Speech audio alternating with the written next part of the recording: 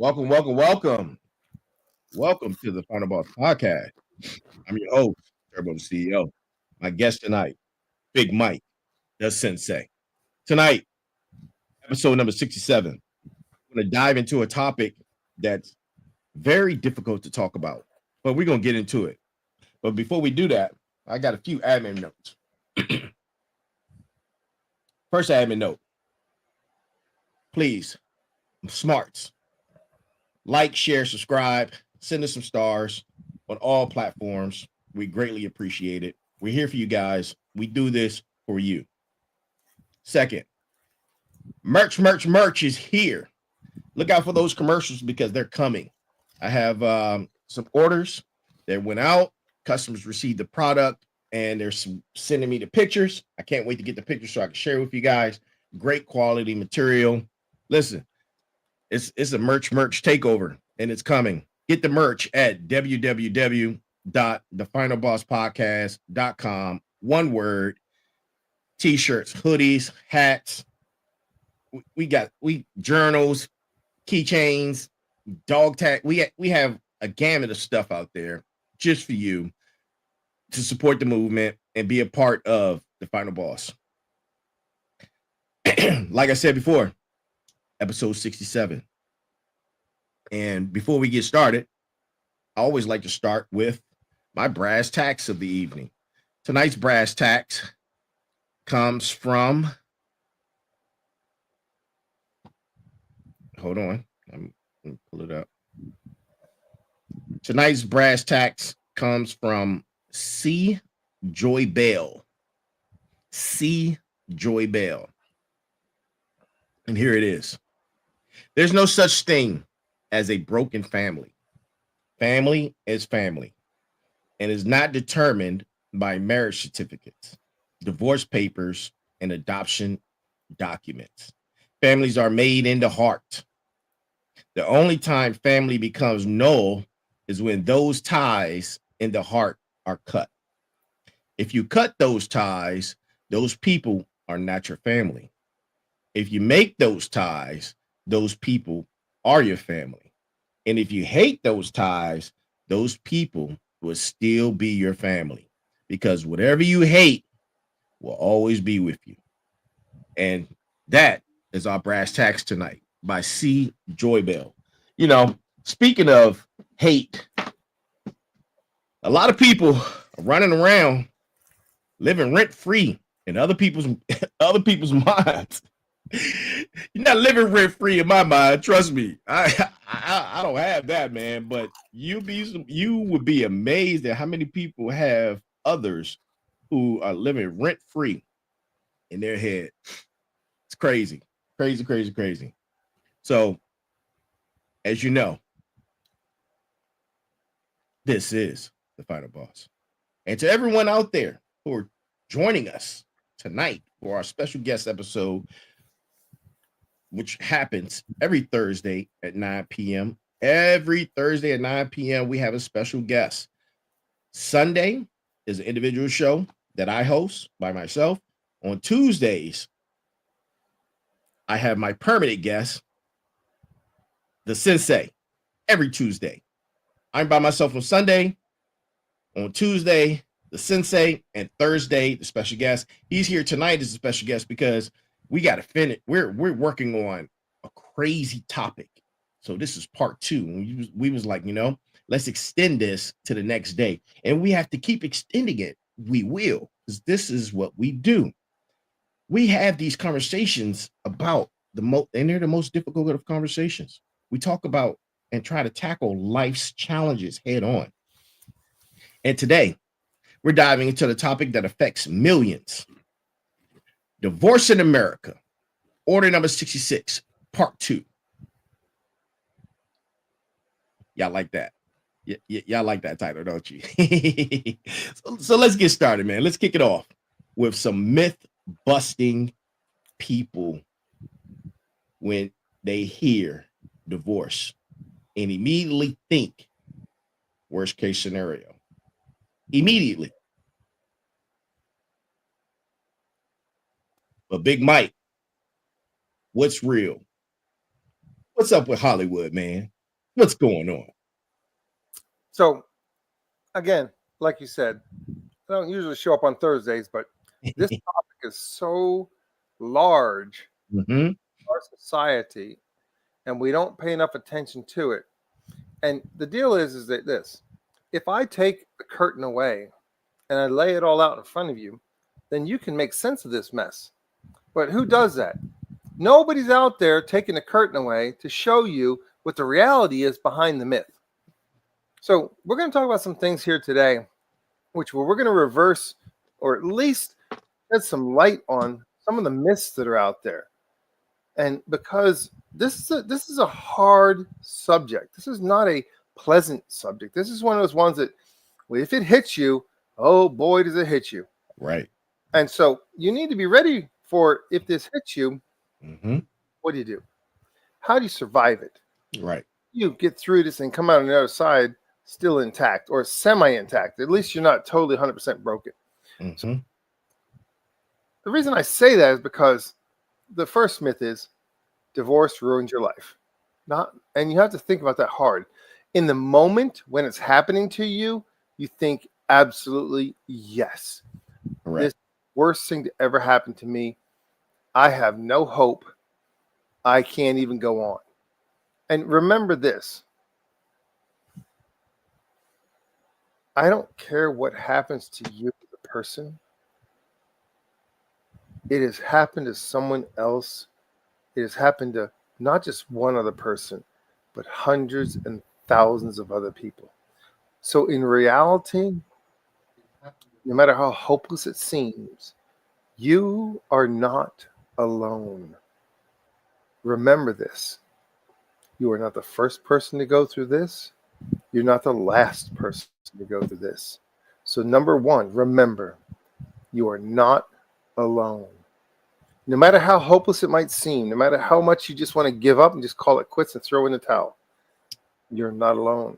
And as long as you understand that you're not alone, Mm-hmm.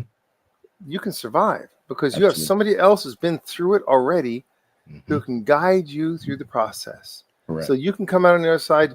I'm not saying whole, Mm-hmm. but at least you can come out on the other side and you can rebuild. Absolutely. So it doesn't destroy your life. That's what the myth is. It changes your life. But it can absolutely be a reset, not a breakdown. You just have to put it in context, okay? If something bad is happening to you, you have two choices. You can act like the cows and run away from the storm. And when you do, the storm is always on top of you, and it stays on top of you for a long, long time. Correct. Or you can be like the buffalo, Be like a run through the storm, Mm-hmm. because you come out of the other end faster, better, with less damage than if you run from the storm. So when the storm is coming towards you and the divorce is coming towards you, and you know that it's inevitable, do not run from it. Run towards it. Attack it and reach to the other side of it so you can get there sooner. And the less time you spend in it, the better off you come out on the other side, and you can come out more complete, and you can see freedom and fresh air on the other side. I am telling you, this is huge, because most people run from their problems. They don't turn and run towards the problem. Correct. Fight or flight. Yeah. This is one of those moments. If you're smarts, do not run from your problems. Run towards your problems. Absolutely. Because it doesn't matter if you run away or run towards it. It doesn't matter. The problem's there. Mm-hmm. You have to deal with it no matter what occurs. But if you run towards it, it's quicker and you come out better than if you try and run from it. Correct. Because then it's always chasing you, no matter how fast you go. And it's not going to stop chasing you. Mm-hmm. You can't run from your problems. You face them.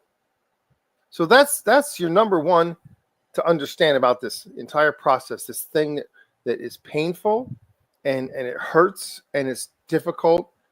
You don't run from it, run towards it. Absolutely. That's a mindset. Mm-hmm.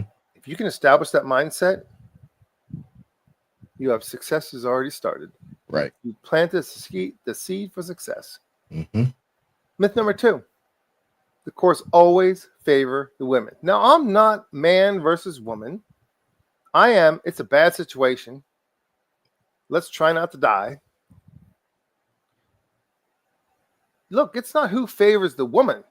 The courts are going to favor who presents the best case. So if you want to be a dummy and run from the problem, you're not ready. And when the courts show up, they look and say, oh, you're not ready. You didn't prepare your stuff. So guess what? We're going to give the other side. Mm-hmm. But if you run towards it and you understand what makes it happen, you prepare yourself and you put your case in front of the court and goes, I am here, here, and here. I am ready. And they go, oh, you got your act together. Right. The court's going to favor those who prepare the best. And you say, well, fathers don't ever win in custody. Oh, that's a lie.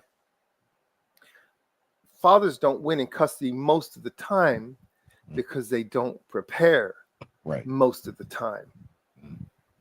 You hear me? Deep. Yeah, that's deep. That's deep. He who prepares the best comes out with a better result.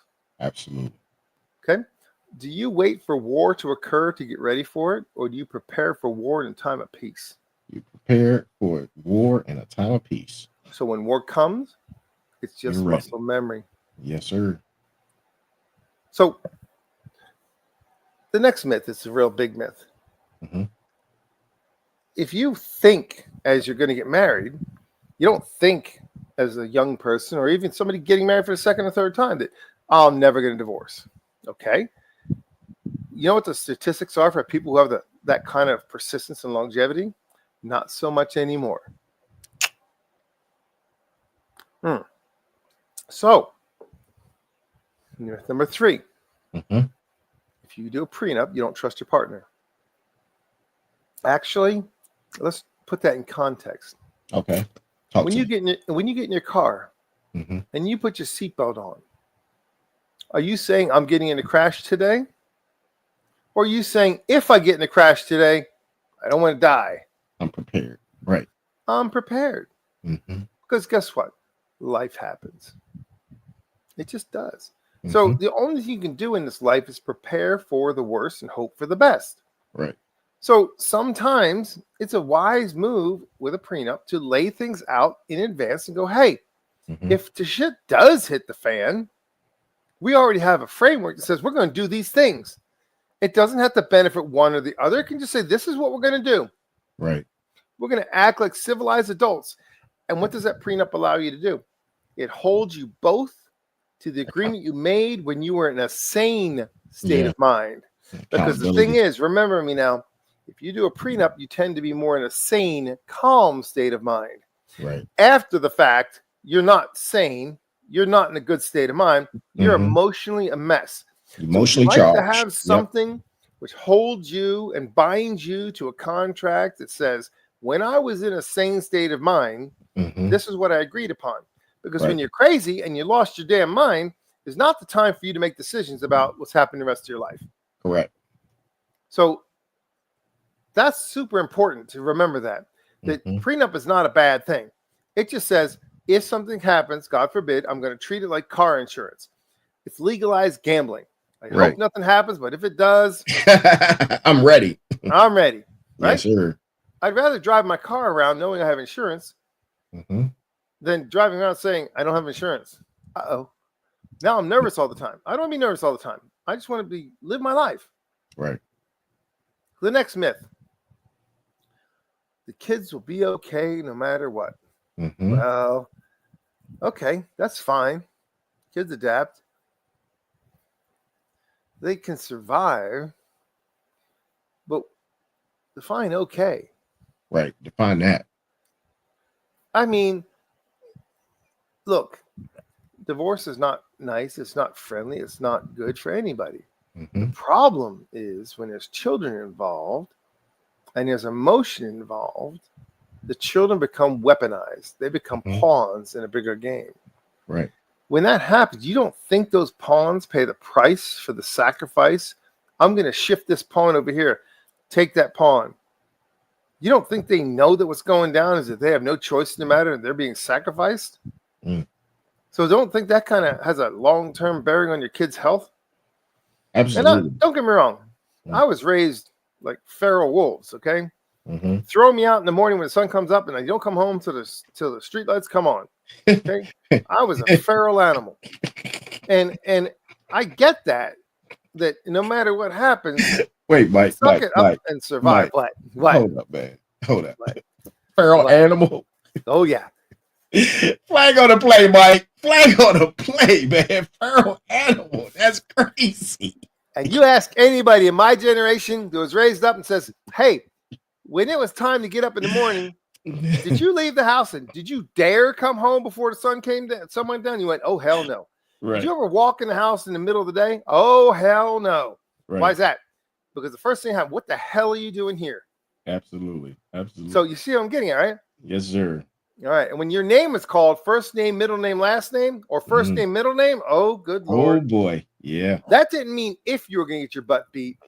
It meant how bad you're going to get your butt beat. That was a prerequisite. And how fast you got there. Right. And if you got there before the last part of the syllable of your name was mentioned, you're safe. But if your name is mentioned twice, the second one comes out. Yeah. Now we're talking about not how much you're going to be, but how often how bad it's going to be. How bad it's going to be. Oh, correct. boy. So I'm telling you. So the kids do adapt. But the thing is we raise our children in today's world a lot differently than it used to be. Correct. So stop for a moment and think. Do you really think that the children today are raised to be feral animals that live on the streets on their own? Oh, no. No, they're soft little marshmallows. Oh, yeah. So they need stability, honesty, and love from both sides. Oh, hang on. But that's what these kids that's what these kids need nowadays, right? Because it's a softer, gentler parenting. You can't break their spirit. Oh, hang on. But that's the world we live in. Correct. So because we live in that world, let's be smart about what we live in. And if you're smart about what we live in, you can then adapt what goes on, which means I'm going to tell you this straight up. And I'll say this many times. Do not weaponize your children. Never in front of your child talk bad about the other parent, because you're not doing a disservice to the parent. You're doing a disservice to yourself, because that tells your child, I made a bad decision. I was terrible. And who I chose to be your parent, I didn't do a good job, which means I'm a crappy parent to not give you a good half. But if you say to your children, I never speak bad about that's between us. That's not between you and them. Correct. I'll never speak bad about your father or your mother in front of you, because no matter what, they're always there. They're always going to be there for you. I won't talk bad about that. Correct. If we have a problem amongst ourselves, that's us. We'll deal with that as adults. We're not going to drag you into it. Now, how much more mature is that to do? Absolutely. Absolutely agree. Because what does that give you? Love from both sides. Both sides. Yep. Not my mom hates me, my dad loves me. No, you want love from both sides. Correct. Super important. Yes, sir. Super important. So we've gone through the different myths. You're divorced now. It's time for the comeback. Oh boy. And if you're ready for the comeback. So the papers are signed. Everyone has did the ugly cry. And I've seen some ugly cries. Man, the ugly cry is crazy. So what's next? What comes after the ugly cry? So this is where the magic starts, okay? This is where you get the chance to rebuild. So when you're at the bottom, there's only one place to look, and that's up. Look up. And believe me, at the end of divorce, if you're not at the bottom, oh my, you're going to be at the bottom one way or the other. Or the other. Emotionally, you're going to be drained. Financially, you're going to be drained. Whatever it doesn't matter. Correct. You've hit the bottom. So now it's time. What are you going to do to come back from that? So this is where you start to make new routines, new goals. Maybe there's new love down the road. Okay. Right. It doesn't matter, but you gotta learn who who you are. Mhm. This is where it comes time to reclaim your identity. Okay. Yeah, Do absolutely. something that's good for this. Right. Now, don't get me wrong. Do not neglect your responsibilities. But at the Mhm. same time, this is the time for you to say, all right, who am I? Yes. I've been so much a part of this relationship for so long, I Mhm. forgot who I was. You know, it's profound that you mentioned that, man. After my divorce, it took me 7 years to really get back out there, reconstruct me, find out who I am, what I want, what my desires are, and build off of that foundation to move forward. Thank you. You know, when I had mine, I decided, apparently I had time in my schedule or time in my life or whatever. I thought it was the best thing to do. Apparently, I Mhm. decided it was a good idea that, you know what? I'm wrapping up this divorce. Why don't I just go ahead and have a heart attack? Why not? Oh no. Oh, yeah. What? I Oh, was that's the first time I'm hearing about this. sitting in a movie theater, What? minding my business, watching a movie, and suddenly my entire body felt like it was two. Wait, I what felt, movie were you watching? I can't even remember. I felt like it was a truck on this side, Uh-huh. and the other side I felt I could not feel this side. I mean, I felt like there was a truck on my chest. Wow. And I went, oh, I don't feel so good. Of course, I'm just a tad bit stubborn. So it may or may not have taken 3 days for me to decide, after getting harassed and bombarded with, Hold on, you idiot, go to the I damn doctor. And the doctor goes, hey, you had a heart attack. You know that, right? And I was like, yeah, whatever. Mike, for your stubbornness, Oh, boy. I got to throw a flag, man. You had a heart attack and you stubborn ass. Flag on the plate. Three Flag days. on 3 the plate. days? 3 days? Yep. Oh, man, that's diabolical, man. Mhm. That is diabolical. 3 days? Well, I'm hard-headed. I just... Oh, my God. If you ever saw that side of me, you're like, man, no wonder you get stuff done because nothing stops you. 2 flags. 2 flags. Yeah, that was a double flag on the play. But Double here's the flag. deal, though. I was blessed enough to have someone in my life who gave a crap enough about me. Says, hey, do you feel like dying here? I'm like, well, wow. kind of not really. Whatever. I don't care. No. You do care. We're going to the doctor whether you like it or not. Fine. You know how it goes. You just give up. Stop fighting. Fine. Take me to the damn doctor. Right. The doctor says, yeah, oh yeah, you did one. Mm-hmm. Sheesh. But he said, you have to get rid of the stress in your life. Now, remember this. I'm going to tell you, here we go. Smarts moment. Mm-hmm. There's 2 things in life that matter when it comes to this kind of stuff. Okay. You always hear about stress. Stress is terrible. Stress is bad. Right. Pressure. Mm-hmm. Now, I thrive under pressure. Correct. Same here. I don't do well under stress. Mm. Here's why. Pressure is situational. Correct. Stress is people. Mm. So, if you're dealing with stress, it's not a situation. It's a person. Get rid of the person causing the stress, and you're fine. Because I do very well under pressure. Give me a deadline. Tell me something's got to get done on a certain time. Man, I am on it. But if a person is involved, there's stress involved, and it just kills me. So pressure is bad. I mean, stress is bad. Pressure is good. Remember that.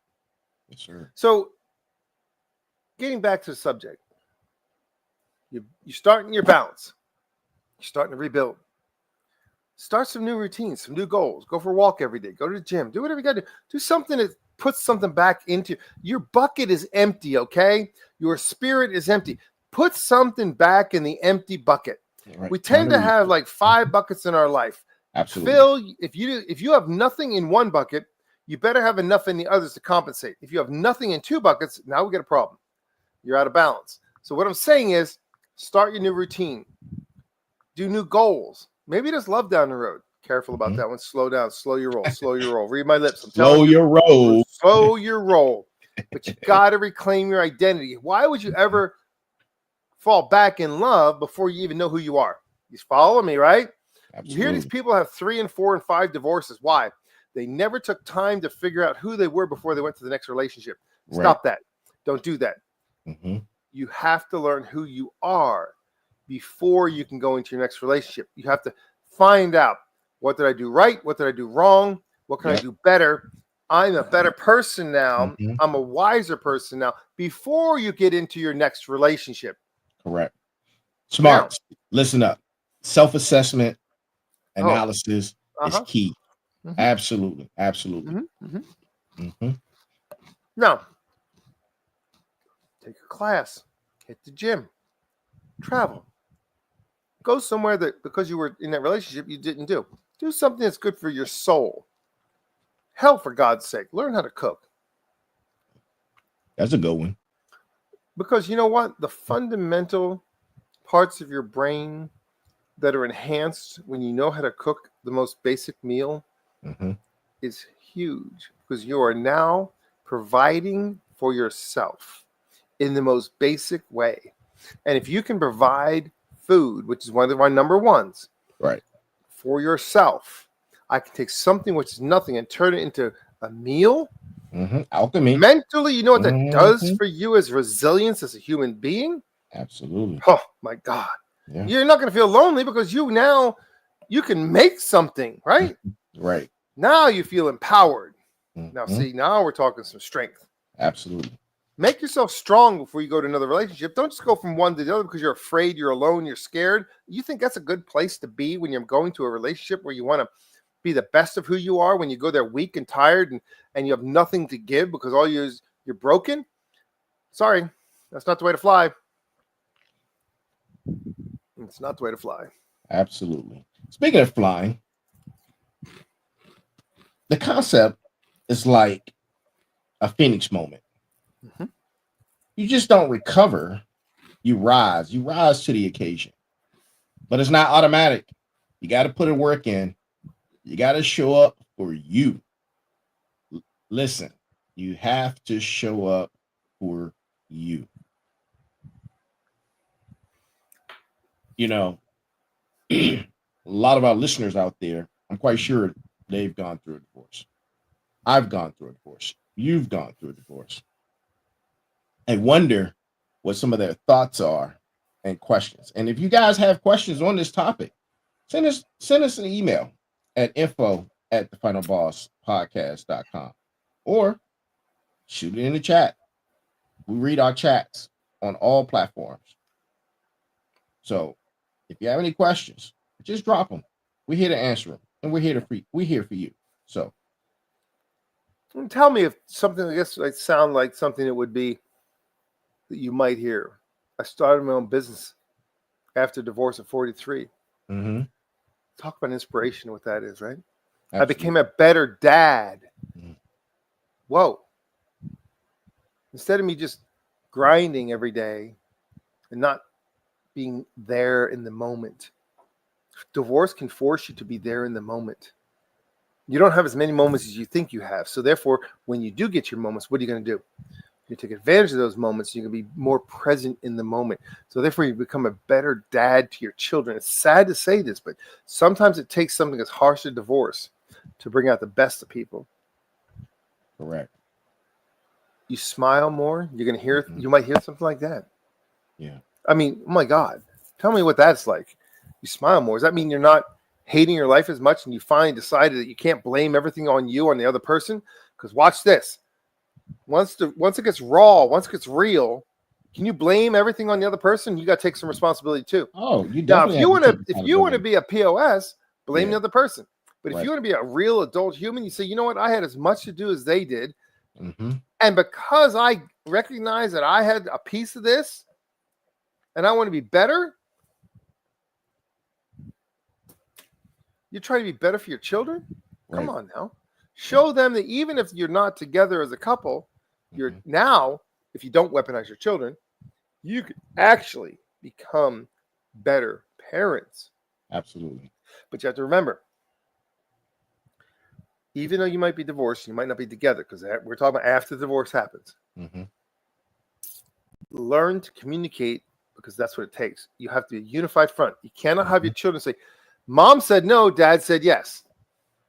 Correct. You have to be a unified front. If the child says, well, can I do this? What would your mother say? Mom said yes. Stand by. Mm-hmm. Did you say yes? Nope. Hey, you see what I'm getting at? Your Absolutely. children know that you are a unified family. You might not have gotten divorced if you had better communication the first damn place. But after the fact, for God's sake, communication. Communication. You know, speaking of divorce and parenting, let's talk about parenting post-divorce. I know it's tough. It's tough on the parents, it's tough on the kids. What have you seen work in your own opinion? Wow. Again, never bad talk the other parent. Because I'm going to tell you something, your children aren't stupid. Right. If that parent talks bad about you all the time and the children see that's not the case, they're going to give less value to that. But also they're going to see you as being the honest one. And what do your children respect? Honesty. Absolutely. Don't lie to your kids. Yep. So consistency, show up, be predictable, be safe. Don't talk smack. Your kids are not a pawn to be thrown back and forth. You say, you know what? Tell your kid, even if they throw shade at you, tell your kid, that's between us. I don't want you involved in that. Right. Let me deal with that. I want you to know that you and I were good. I'll deal with that. And you can even tell your kid, maybe it's just having the other parents, maybe they're having a rough time of it. Yeah. And and see what I'm getting at? You show compassion towards your ex with your kids, and they'd be like, holy shit, you're not the bad guy. You think?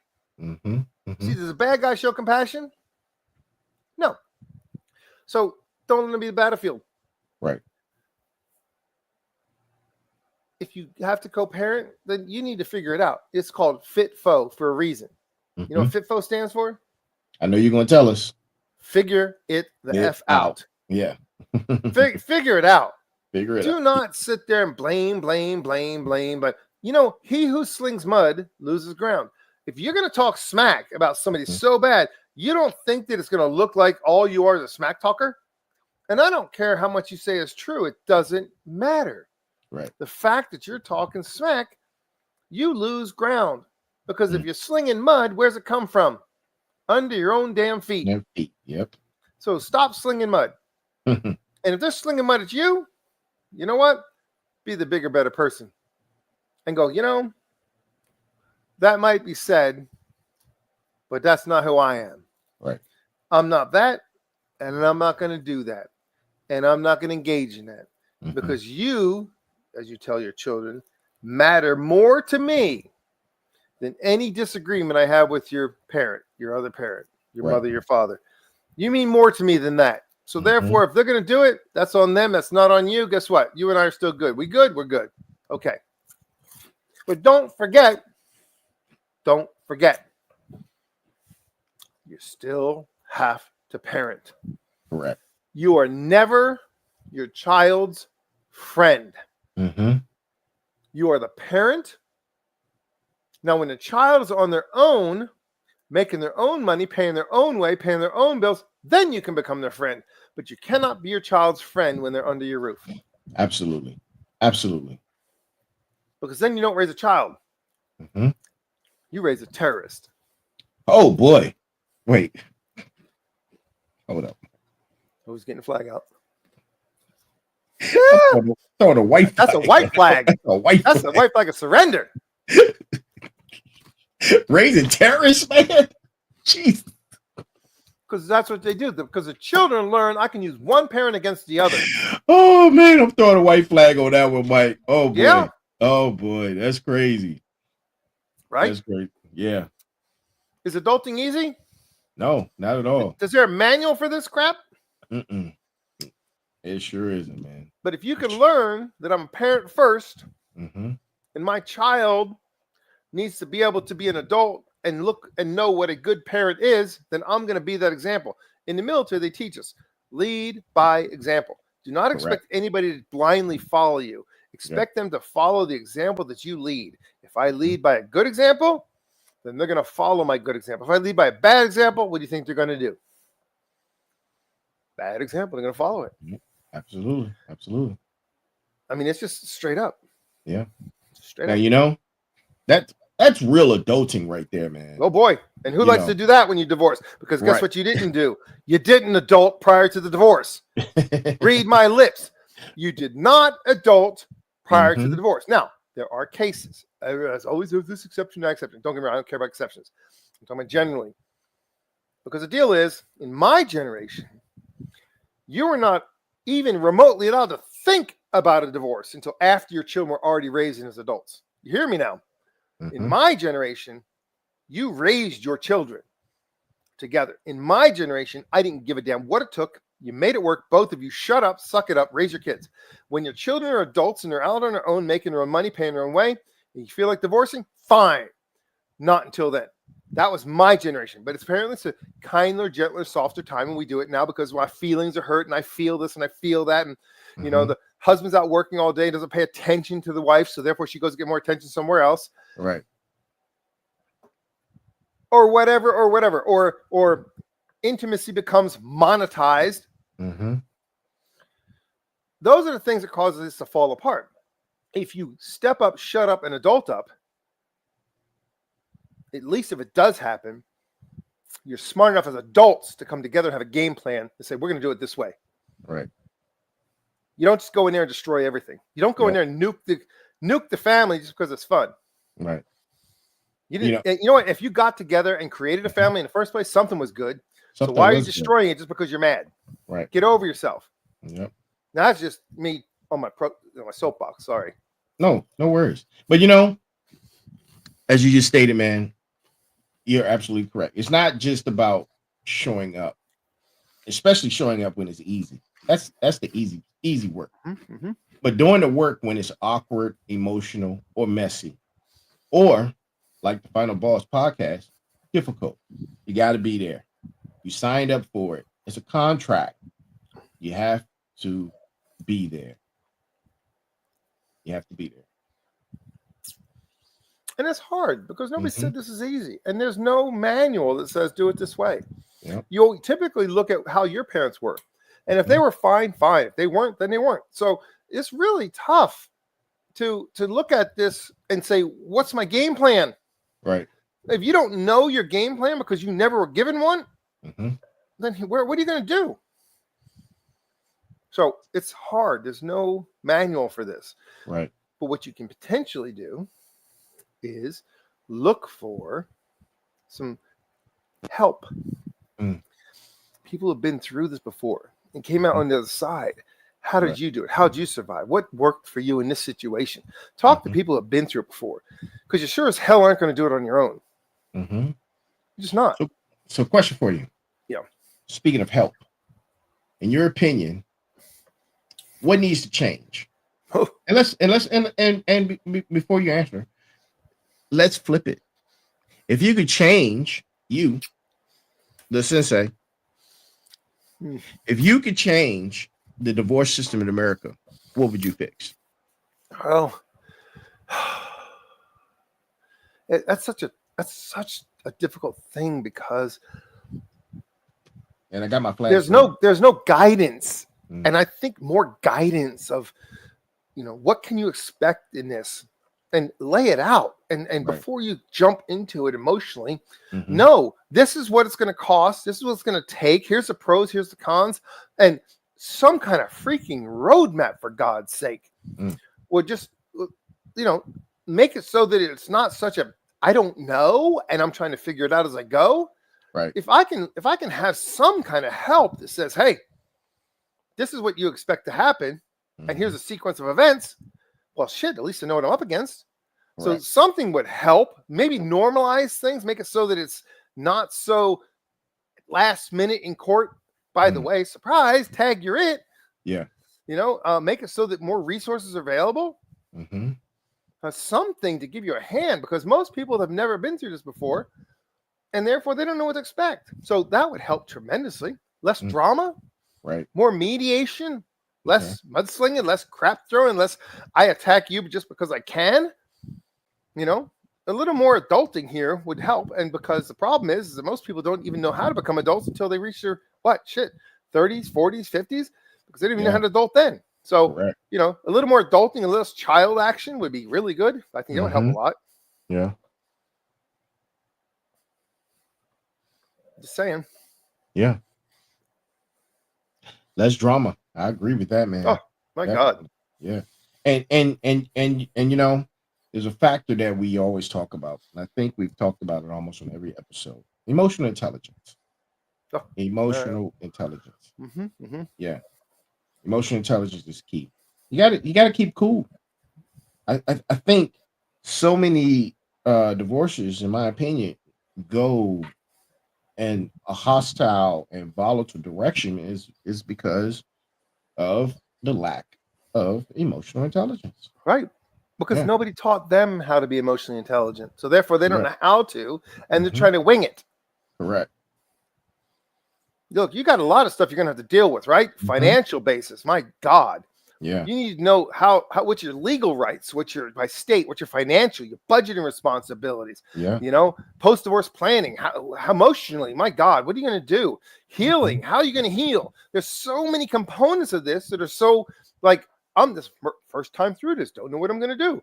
Correct. There's people have been through it before. You need to find resources Hmm. which can help you get through the hardest part so you can survive the rest. Correct. Correct. And it's what it takes. Yeah. You know, they say it takes a village to raise a child. You know what? Back in Hmm. the day, guess what it did? You had a family which was multi-generational living under the same roof. So the entire Hmm. generations raised a child. So therefore Yeah. they became of that family. Right. And they understood all of the roles and responsibilities of being part of that family. Hmm. Well, once we became subdivisioned, and I say subdivision because subdivisions I consider one of the most evil things ever happened. Yeah. Instead of you having a multi-generational family where you Hmm. have a house and maybe an Awana or a little mother-in-law suite in the back, Right. follow me? Instead Yep. of having that and everybody lives together, everybody's Everybody. separate now. So Everybody's now that separate. they're separate, do you pass on institutional or generational knowledge? No, not at all. Of course not. The kids know nothing because nobody passed it on to them. Hmm. They don't know the stories, the family stories. They don't see grandma and grandpa shit Right. once a year if they're lucky. Correct. So used to be see grandma and grandpa every day, and they can Yeah. pass on their knowledge every day. So Hmm. these are the kind of things that we've gotten away from as a society because we became subdivision. Right. And there's a book out there called The Waste Makers. Ooh. It's written in the 60s. Wait. Hold on. Smarts. Take notes. Sensei just dropped a reference and a resource. Go pick it up. The Waste Makers. Hmm. That book describes the downfall of the nuclear family, which was the pillar Hmm. and the rock of the foundation of this nation. When we started taking families and splitting them into multiple units because of commercialization and money, Yeah. we ruined the family. And when you destroy the family, what's left? Yeah. Then you start destroying. 50% divorce. Yep. Start attacking the individual. Yeah. Because there's no institutional, Hmm. generational knowledge and spirit being passed on from generation to generation. It now becomes fully isolated, and everybody's an independent individual in their own right, and therefore they have learned nothing from mistakes made before them. If you don't have somebody to teach you about mistakes made in the past, you're doomed to make those same mistakes. I agree. History repeats itself. Absolutely. Absolutely. And Absolutely. if you're not smart enough to know that, Hmm. then you tend to believe that you are part of the movie Idiocracy. Great movie. That's a documentary. It's a documentary. Absolutely. Hmm. So that's what I'm getting at. It's like, Yeah. you know,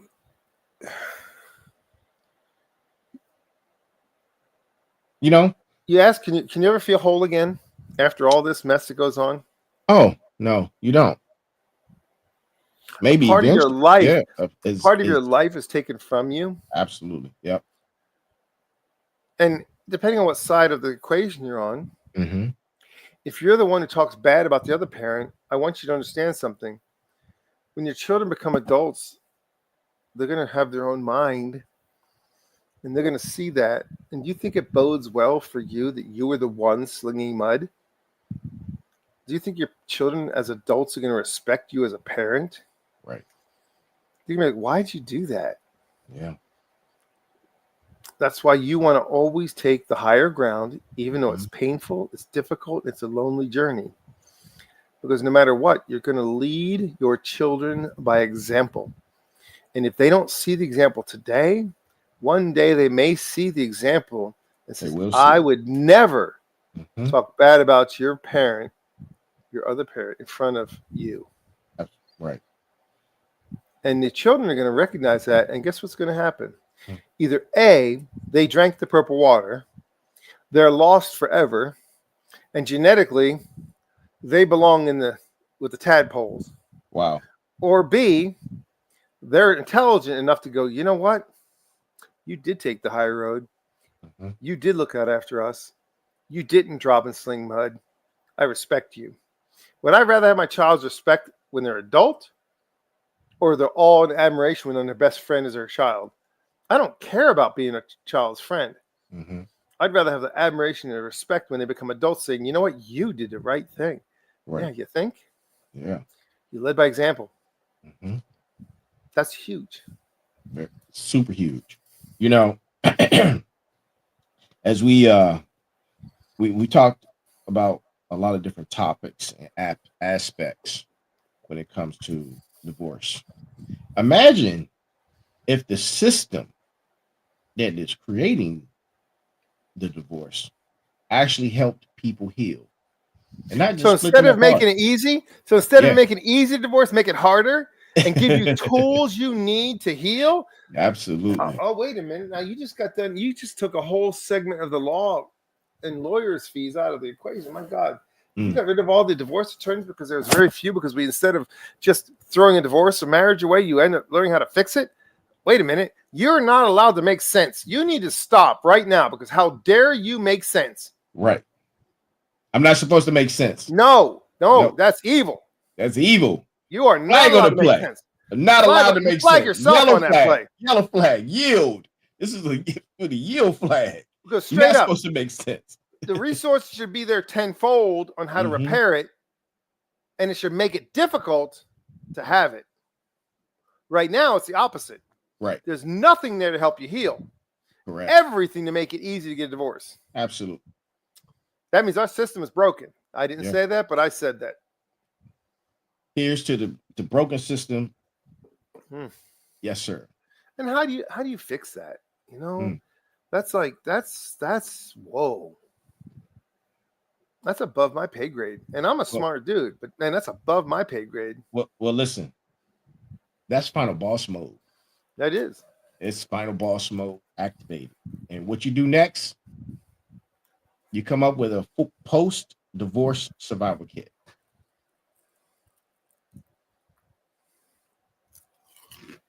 I think if you get divorced, I think you need to have something like mandatory co-parenting, where they force you to learn your roles in co-parenting. Okay. So you know what the rules are. Somebody teaches you the rules, because remember, it's totally alien to you. You have no idea what it is. Right. So somebody should be there and says, hey, the rules are this. This is what you're allowed to do. This is what you're not allowed to do. Don't be a dick. And then what happens? Oh, I'm supposed to act this way? Yes, you are.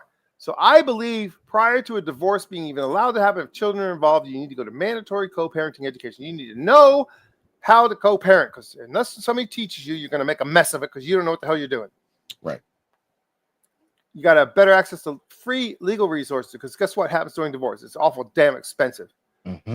And all the attorney wants to do is make money. They don't give a shit about you. They care about making money. Yeah. Then look, you normalize, I hate to say this because I'm not one of these who likes this shit. I really don't. Man, this is just killing me. Normalize therapy before and after divorce. I'm just like, oh my God. Because to me, therapy only reinforces the bad shit, not the good stuff. So right. maybe if we have therapy that's maybe aligned towards the good parts of this instead of the bad parts of it, maybe that would help. But normal, what I see in therapy is it's not good. It's always reinforcing bad behavior. Mm. So I don't like reinforcing bad behavior. I like to shock collar bad behavior and reward good behavior. And less drama in damn court, for God's sake. More intelligence and less mudslinging, more mediation. Yeah. In other words, come into a room as adults Mm-hmm. and we hash it out before it goes to the court. Correct. Because when the judge does it, it's only paper. Yeah. This paper says this. This paper says this. According to the law, I must act this way.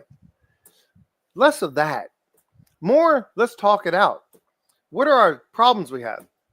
All right. We need to figure out not what our problems are, but how are we going to deal with this? I have a child. You have a child. Same child. Mm-hmm. We have to deal with the child. How are we going to deal with this without hurting each other? So we have And to do hurting this, the child. right? And without Right. hurting the child. So we Yeah. can't hurt the child, and the child. If we hurt ourselves, the kid ain't going to know it. So we have to do this together. Now, you know, if you learn that technique and tactic prior to getting divorced, guess what might have happened? You might not have gotten freaking divorced, for God's sake. Correct. But nobody's teaching these people how to be good spouses. Nobody's teaching people how to be good in a relationship. Nobody's teaching Yeah. people how to keep a relationship alive. Mm-hmm. All they talk about is divorce, divorce, divorce, divorce. Nobody talks about, here's the tools you need to make a relationship successful. Mm-hmm. Here's a sacrifice that you're going to make, and this is expected. This is the minimum required effort from you to make this relationship work. Look, a marriage is never 50-50. Mm-hmm. Marriage is 100 and 100. Here's why. If we're both giving 100, we're good. If one drops, which occasionally it does, the other is still giving 100. What's that mean? It survives. If they both drop, it fails. And now if I'm at 50-50, the moment anybody drops, it fails. It's got to be, when you go into a relationship, I commit 100% of me to 100% of you. And if you don't do it, I'm going to do it for both of us. Correct. And because eventually you're going to come around and you're going to realize, oh, I got something worth keeping. You think? Absolutely. Absolutely. But we don't teach our children that. No, we don't. And before we close out, I want to drop some gems on the smarts.